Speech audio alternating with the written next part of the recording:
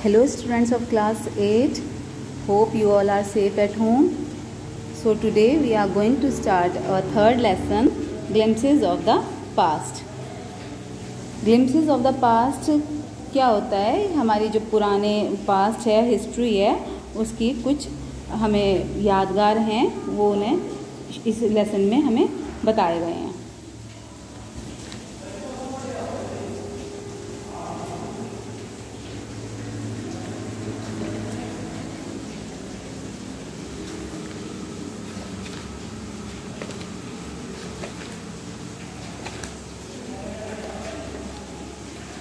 Before you read, here are some pictorial glimpses of the history of our country from 1757 to 1857. These pictures and such speech bubbles will help clarify your understanding of the conditions that led to the event known as the First War of Independence in 1857.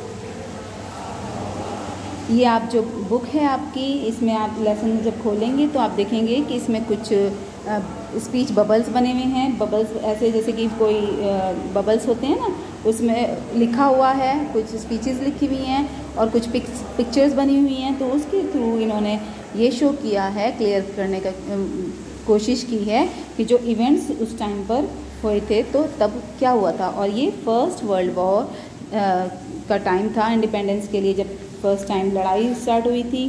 तो ये उस वक्त की बात है. कब का है ये? 1857. द मार्टरीज कौन होते हैं? शहीद, जो अपने देश के लिए जो लड़ाई की उन्होंने और वो शहीद हो गए. At a function in Delhi में जब फंक्शन हो रहा था, ये तब की बात है.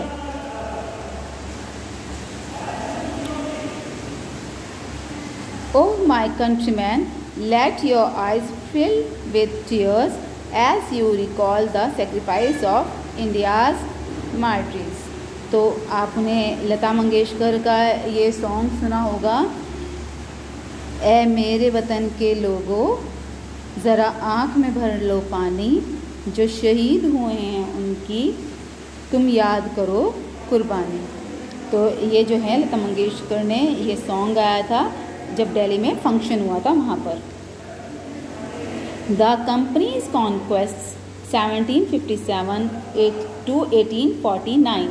तो अब ये कब की बात है? जब कंपनी जो थी, ब्रिटिश कंपनी, ये कंपनी किसके लिए बोला गया है? जो ब्रिटिशर्स हैं, ब्रिटिश की कंपनी है, ये उनके लिए बोला गया है कि जो ब्रिटिश कंपनी थी, जो वो उनकी जीत हुई थी. ये कब का ये टाइम है? ये 1757 से लेकर 1849, इसी टाइम की ये बात कर रहे हैं. With its superior weapons the British East India Company was extending its power in 18th century India.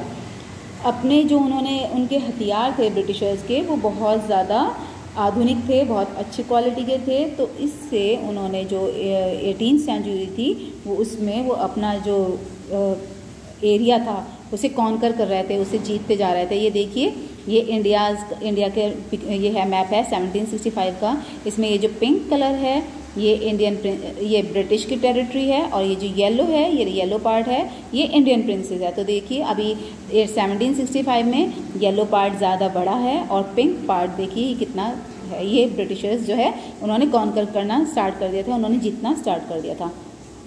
Indian princess were short sighted that upstart Rajaba called the English merchants, they will help me to defeat him. The people had no peace due to such constant fights. जो भारत के जो Prince थे, जो राजा थे, वो ज़्यादा दूर तक नहीं सोचते थे. वो तो ये जो है ये बोल रहे हैं कि वो राजा, मैंने अंग्रेज़ सौदागरों को बुलाया है, वे उसे हराने में हमारी मदद करेंगे. लोगों ये जो यहाँ पर उस टाइम पर जो लगातार लड़ाइयाँ हो रही थी, उससे बिल्कुल भी शांति नहीं थी. सब जगह जो था लड़ाई छिड़ी हुई थी, वॉर छिड़े हुए थे. The rivalries had the East India Company and it could easily subdue Indian princes one by one. ये जो दुश्मनी थी और इसमें जो ब्रिटिशर्स को जो थे उन्हें फ़ायदा हो रहा था और जो इंडियन प्रिंसेस थे वो जो है एक के बाद एक समाप्त होते जा रहे थे। वो जो है वो जो ब्रिटिशर्स जो थे उनके एरिया को कॉन्कर करते जा रहे थे। A far-seeing ruler like the brave Tipu of Mysore fought the British till he died fighting. जो दूरदर्शी थे राजा वो कौन थे? टीपू सुल्तान, आपने नाम सुना होगा टीपू सुल्तान का। टीपू ऑफ मैसूर जो थे वो मैसूर के राजा थे। उनको ये पता चल गया था कि ब्रिटिशर्स का क्या आईक्यू है, वो क्या चाहते हैं, वो क्या सोचते हैं और वो इंडिया को कॉन्कर करना चाह रहे हैं, हमारे देश को ख़त्म करना चाह रहे हैं, वो सब पूरे इंडिया पर राज करना चाह रहे हैं। तो इसीलिए उन्होंने ब्रिटिशर्स के खिलाफ उन्होंने लड़ाई की और जब तक वो लड़ाई करते रहे जब तक कि उनकी डेथ नहीं हो गई। Thank God there is peace in the country now, no more wars and no looting by thugs. तो अब ये कह रहे हैं कि थैंक गॉड, अब भगवान का शुक्र है कि अब इस कंट्री में अब पीस हो जाएगा, अब शांति हो जाएगी, ना तो कोई लूट पाट होगी, ना कोई लड़ाई झगड़ा होगा, ना ही कोई अब किसी को ठगेगा। He is God who send the British. अब ये कह रहे हैं कि ये जो गॉड है, गॉड ने ही, भगवान ने ही ब्रिटिशर्स को हमारे यहाँ भेजा है। और destiny is linked with them, हमारा जो भाग्य है ये उनके साथ ही जुड़ गया है। हाउ डिड इंडिया, ये जो हैं ये इंडियंस के बारे में कह रहे हैं, ये सब इंडियंस हैं जो रिएक्ट कर रहे हैं। How did Indians react to these conquest, जब ब्रिटिशर्स जीत गए, जो उन्होंने अपने जो एरिया था अपने अंडर में कर लिया, तो वहाँ के लोग जो हैं वो कैसे रिएक्ट कर रहे थे, वो उन लोगों के बारे में बता रहे हैं। The white man has killed और थ्रोन्ड और किंग्स। अब कुछ लोग ऐसे कह रहे हैं कि वाइट मैन जो हैं, जो ब्रिटिशर्स हैं, वाइट मैन किसको बोल रहे हैं? ब्रिटिशर्स को। तो ब्रिटिशर्स जो हैं उन्होंने हमारे राजाओं को मार दिया है और उन्हें या फिर उन्हें निकाल दिया है, उनको उनके राज्य से बेदखल कर दिया है, बाहर निकाल दिया है। Some kings were not good but after all they were of this land. कुछ किंग्स, जो कुछ राजा थे वो अच्छे नहीं थे, लेकिन फिर भी ये तो है कि वो हमारे देश के तो थे, हमारे ही भूमि के थे, इंडिया के थे। Now we have become slaves of foreigners. अब कुछ लोग ऐसे रिएक्ट कर रहे हैं कि ब्रिटिशर्स के अगेंस्ट, कुछ लोग यहाँ पर ये थे, ये फेवर में बोल रहे थे कि ब्रिटिशर्स के साथ हमारा भाग्य जुड़ गया है, लेकिन ये बोल रहे हैं कि जो ये हमारा जो है राजाओं को इन्होंने निकाल दिया है, एटलीस्ट वो हमारे लैंड के तो थे, वो हमारे ही थे, और ये जो ब्रिटिशर्स हैं ये तो लेकिन बाहर के हैं, और अब हम उनके जो हैं ये फॉरेनर्स जो हैं जो बाहर से आए हैं, हम इनके गुलाम बन गए हैं।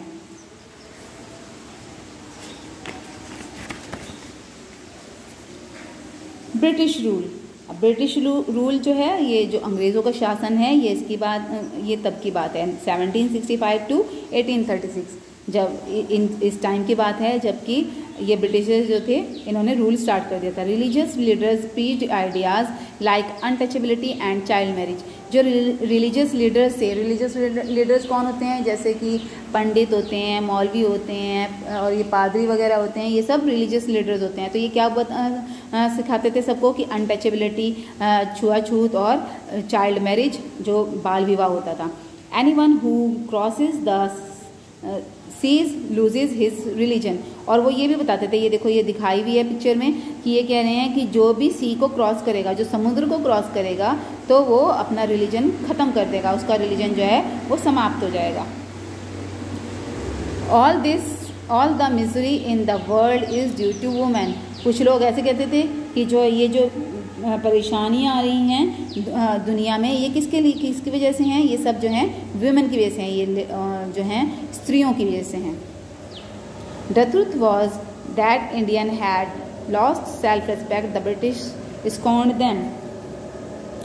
लेकिन सच तो ये है कि इंडिया जो ब्रिटिशर्स जो हैं वो अब इंडियंस की सेल्फ रिस्पेक्ट जो है, उनका जो रेस्पेक्ट है वो ख़त्म हो गई है, क्योंकि वो किसने ख़त्म की है? वो जो ब्रिटिशर्स हैं ये उन्होंने ख़त्म कर दिया है उनका स्वाभिमान। वो कह रहे हैं कि ब्रिटिशर्स जो हैं, अब यहाँ पर बता रहे हैं ये ब्रिटिशर्स जो हैं ये बात कर रहे हैं आपस में कि जो हिंदुस्तानी हैं वो अपना स्वाभिमान जो है वो खो चुके हैं, क्योंकि इन्होंने सब जो है एरिया कॉन्कर कर लिया है, अब ये रूल कर रहे हैं। The natives are unworthy of trust, incapable of honesty. यहाँ के निवासी जो हैं वो झूठे हैं और सच्चा उनके ऊपर जो है विश्वास नहीं किया जा सकता। True your honour but I am honest. अब इसमें ये बोले, ये इंडियन दिखा रहे हैं यहाँ पे कि ये सच है लेकिन मैं सच्चा हूँ। ये अपने बारे में बोल रहे हैं कि मैं सच्चा हूँ, चाहे इंडियंस कितने भी झूठे हों लेकिन मैं सच्चा हूँ। Being merchants the British wanted quick profits, this heavy taxes force farmers to abandon their fields. अब ब्रिटिशर्स जो थे वो मर्चेंट्स थे, वो अब बिज़नेस करना चाहते थे, उन्हें चाहिए था प्रॉफिट, जल्दी से जल्दी उन्हें उनका प्रॉफिट मिले।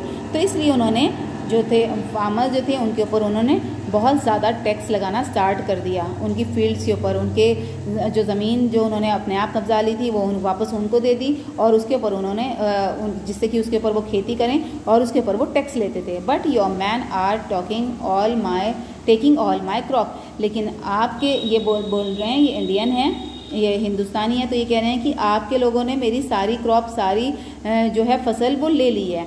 You are still in errors, if you don't pay next week I will send you to jail. तो ये जो हैं, ये ब्रिटिशर्स हैं, ये कह रहे हैं कि लेकिन फिर भी अभी तुम्हारी क्रॉप ले ली है लेकिन फिर भी तुम अभी खुले खड़े हो, तुम्हें अभी जेल में नहीं भेजा गया है। और जबकि अगर तुमने अपना सारा जो है टैक्स वगैरह नहीं चुकाया, सारा पैसा नहीं दिया, तो तुम्हें जो है जेल में डाल दिया जाएगा। Still the British invented other methods which gave them more profits. अब वो इंडिया आए थे, किस लिए आए थे? अब इंडिया में पैसा बहुत ज़्यादा था तो वो इंडिया का पैसा लेना चाहते थे। तो उन्होंने जो है पैसा लेने के लिए क्या किया, अब उन्होंने और मेथड्स अपनाए जिससे कि उन्हें और ज़्यादा प्रॉफिट मिले। The goods manufactured in England should not have any import duty when brought into India. जो गुड्स वहाँ पर बनता था इंग्लैंड में, वो इंडिया लाते थे लेकिन उस पर टैक्स नहीं लगता था और वो जो था इंडियंस को ख़रीदना इजी पड़ता था। ये आइडिया बता रहे हैं कि अगर हम ऐसा करें कि इंग्लैंड में जो भी मैन्युफैक्चर हो रहा है, जो सामान बन रहा है वहाँ पे, वो हम यहाँ पर लेकर आएँ इंडिया में और उसके ऊपर हम टैक्स ना लगाएं, तो इससे क्या होगा, हमारा प्रॉफिट बढ़ जाएगा। तो इन्होंने बोला, ये जो दूसरे ब्रिटिशर्स खड़े हैं यहाँ पे, अंग्रेज़ खड़े हैं, इन्होंने कहा अ गुड आइडिया, ये एक बहुत अच्छा आइडिया है। The East India Company laws began to cripple Indian industries. अब ऐसे जो था ईस्ट इंडिया कंपनी ने ऐसे लॉज बनाए और उससे जो है इंडिया की इंडस्ट्री जो थी, यहाँ पर इंडिया में जो सामान बन रहा था वो अब वो इंडस्ट्रीज अब ख़त्म होने लगी क्योंकि उसका सामान ज़्यादा महंगा बिकता था, वो उस पर टैक्स नहीं लगता था। और ये जो था, ये ब्रिटिशर्स जो थे, ये अब उस पर टैक्स, अपने सामान पर टैक्स नहीं लगाते थे, तो ये सस्ता बिकता था। तो जो लोग थे वो क्योंकि अब गरीब थे, ये चाहते थे कि जो सस्ता माल है वो ख़रीदा जाए, तो इसलिए वो इंडिया का माल तो खरीदते नहीं थे, वो जो था ब्रिटिश जो लाते थे इंग्लैंड से, वही सामान वो खरीदते थे। The British policies ruined the expert artisans and their business. अब जो एक्सपर्ट आर्टिसंस थे, जो काम करने वाले थे, जो कारीगर थे और जो बिजनेसमैन थे, अब उनका जो था उन्होंने उनको सबको बर्बाद कर दिया, ख़त्म कर दिया। राजा राम मोहन रॉय, अब ये यहाँ पर 1772 से 1833 तक जो राजा राम मोहन रॉय थे, ये उस टाइम की बात अब बता रहे हैं। Ram Mohan Roy, a learned man from Bengal, understood what was wrong with the country. Raja Ram Mohan Roy जो थे वो कहाँ के थे? बंगाल के। और वो बहुत विद्वान थे, बहुत इंटेलिजेंट थे, समझदार थे वो, और वो ही समझ गए कि जो ब्रिटिशर्स हैं ये क्या चाह रहे हैं, ये सब गलत कर रहे हैं हमारे यहाँ पे। Let us not despise ourselves, our ancient culture is great and we are capable of greater achievements. We must first reform our society. Superstitions have been ruining us.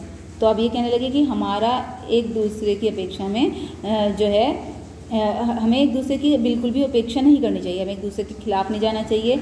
हमारी प्राचीन संस्कृति जो है, और हम बड़े से बड़े लक्ष्य को प्राप्त कर सकते हैं। हमें सबसे पहले जो है अपने आप को सुधारना होगा, और जो हमारा जो अंधविश्वास है वो हमें सबको ख़त्म करता जा रहा है, हमें बर्बाद कर रहा है। He told his wife, उन्होंने अपनी वाइफ उमा, जो उनकी वाइफ थी, उनसे बताया, cows are of different colors but the color of their milk is the same. Different teachers have different opinions but the essence of every religion is the same. तो इन्होंने बताया कि काऊ जो होती हैं वो अलग अलग कलर की होती हैं, डिफरेंट कलर्स की होती हैं, लेकिन उनका मिल्क जो होता है वो वाइट ही होता है, वो सेम होता है। ऐसे ही रिलीजियस टीचर्स जो हैं वो अलग अलग तरीके से अपना ओपिनियन तो ज़रूर देते हैं, बट उनका जो मोटिव होता है वो सेम ही है, उसमें कोई भी फ़र्क नहीं होता है, चाहे वो किसी भी रिलीजन का हो। He was attracted by science and modern knowledge. वो जो थे विज्ञान और पश्चिमी जो तकनीक थी वो से बहुत ज़्यादा प्रभावित हुए थे। Knowledge should be practical and scientific. उन्होंने कहा कि ज्ञान जो है वो प्रयोगात्मक होना एवं वैज्ञानिक होना चाहिए।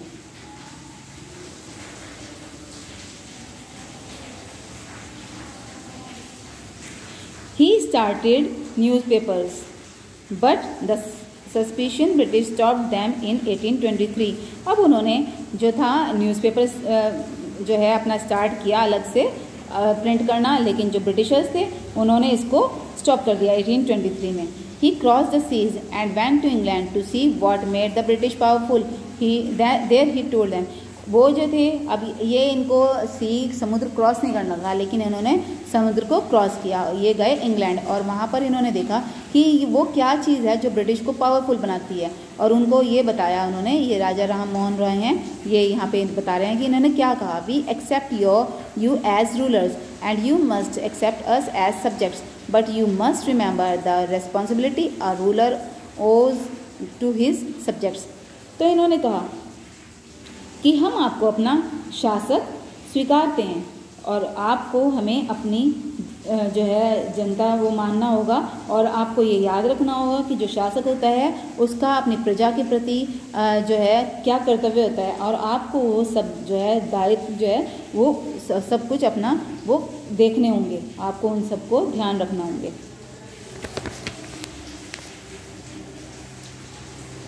Operation 1765 to 1835। अब ये यहाँ पर बता रहे हैं कि वो कैसे दबाव उन्होंने डाला, कैसे उन्होंने दबाना स्टार्ट कर दिया इंडियंस को। कब की बात है ये? 1765 से 1835 तक की बात है इन ईयर्स की, जब ये ब्रिटिशर्स जो थे इंडियंस को इन्होंने स्टार्ट कर दिया था दबाना, परेशान करना। But the British continued to oppress Indians. In 1818 they had passed regulation 3rd। Under it, an Indian could be jailed without trial in a court। तो अब क्या हुआ, इन्होंने 1818 में एक लॉ पास किए इन्होंने, जो इंडियंस को था बेवजह परेशान करना स्टार्ट कर दिया, दबाना स्टार्ट कर दिया। और उन्होंने 1818 में जो लॉ पास किया वो रेगुलेशन 3rd था, उसके अकॉर्डिंग जो कोई भी इंडियन उसे बिना किसी कोर्ट में कोई भी अर्जी, कोई भी दरख्वास्त जो है वो अपील नहीं करेंगे कोर्ट में, और वो डायरेक्ट जेल में डाल दिए जाएंगे। All the time British officers in India drew big salaries and also made fortunes in private businesses। अब वो क्या करते थे, ये जो ब्रिटिश ऑफिसर्स थे इन्हें बहुत बड़ी सैलरीज मिलती थी। इंडिया में जो वो रहते थे सब इंडियंस के ऊपर वो ऑफिसर्स बने हुए थे, तो उनको उसके लिए बहुत अच्छी सैलरी मिलती थी, और उन्होंने अपने प्राइवेट बिजनेस भी स्टार्ट किए हुए थे जिसमें उन्हें बहुत ज़्यादा फ़ायदा होता था।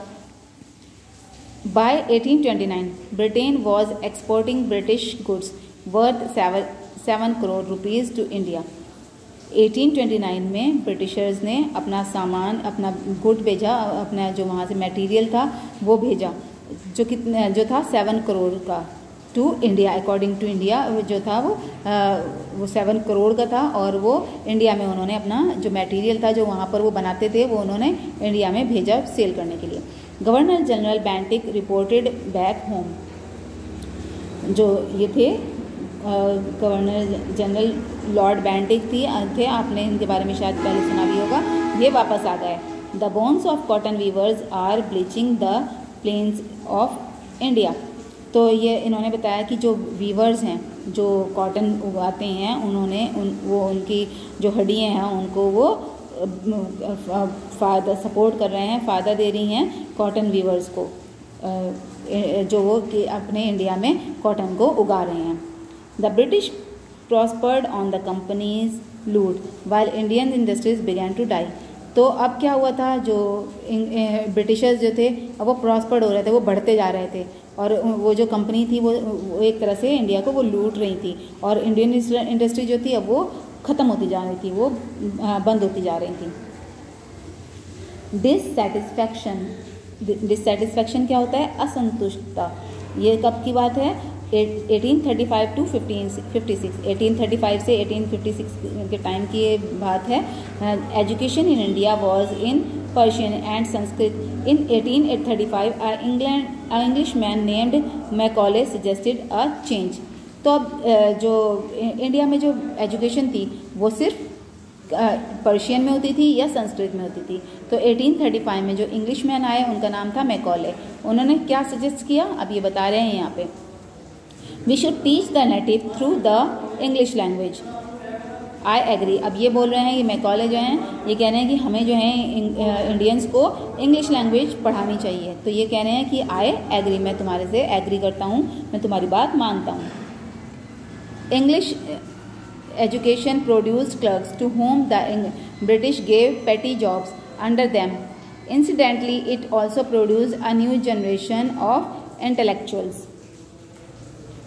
Englishman जो हैं वो क्लर्क्स थे, उन्होंने इनको इंडियंस को पढ़ाया और उन्हें जो है उन्होंने ऐसे अपने नीचे अंडर में काम करने के लिए जॉब्स दिए, क्लर्क वगैरह बनाया जो कि उनके लिए काम करते थे। We must educate our brother. तो अब जो ये इंडियन हैं ये कह रहे हैं कि हमें अपने भाइयों को अपने भी पढ़ाना चाहिए। And try to improve their material conditions. तो इससे जो है उनकी माली हालत जो है अब वो गरीब होते जा रहे हैं, तो उनकी जो है वो अब उनकी वो ठीक हो जाएगा, उनकी कंडीशन जो है वो ठीक हो जाएगी, क्योंकि वो इकोनॉमिकली जो है वो बैकवर्ड होते जा रहे हैं। क्योंकि इस जो ये ब्रिटिशर्स थे उन्होंने उनको परेशान कर दिया, उनके ऊपर टैक्स लगाए, तो वो गरीब होते चले गए। For that we must convey our grievances to British parliament. और अगर हम अपने हम पढ़ेंगे, हम सब इंग्लिश पढ़ लेंगे, हम सब पढ़ना लिखना सीख लेंगे, तो हम जो है ब्रिटिश पार्लियामेंट में भी अपने जो है परेशानियों को रख सकते हैं। अब ये देखिए यहाँ पर मैप दिया हुआ है इन्होंने। By 1856 the British had conquered the whole of India. Britishers जो थे उन्होंने पूरा इंडिया जो है वो कॉन्कर कर लिया है। और ये देखिए अब येलो जो है, येलो पोर्शन कितना कम रह गया है जो कि इंडियंस का था, और ये ब्रिटिश जो है उनका जो है ये कितना ज़्यादा हो रहा है। ये दिखाया रहा है इन्होंने। स्टेट जो है ये इंडियंस हैं और ये जो है ये ब्रिटिश एरिया है। They cared little about the needs of Indians. ये जो हैं बहुत इंडियंस के लिए बहुत बिल्कुल भी ध्यान नहीं देते हैं, बहुत कम ध्यान देते हैं। और kings have become puppets and we have lost old jobs. हमारे जो किंग्स हैं वो उनके हाथ की कठपुतली बन गए हैं, हमारे राजा जो हैं उनके हाथ की कठपुतली बन गए हैं, और हमने हमारे जो नौकरी हैं वो अब छिन गई हैं, हमारी नौकरी ख़त्म हो गई हैं। एंड लैंड्स, और हमारे लैंड भी छिन गए हैं। They are converting our brothers, वो हमारे जो है रिलीजन्स को, हमारे भाइयों के रिलीजन को वो बदल रहे हैं। You only talk do something to drive them out. आप कुछ करो, उनको यहाँ से भगाने के लिए, यहाँ से बाहर निकालने के लिए कुछ आपको करना चाहिए। The sparks. अब स्पार्क्स क्या है, 1855 से 1857 का है कि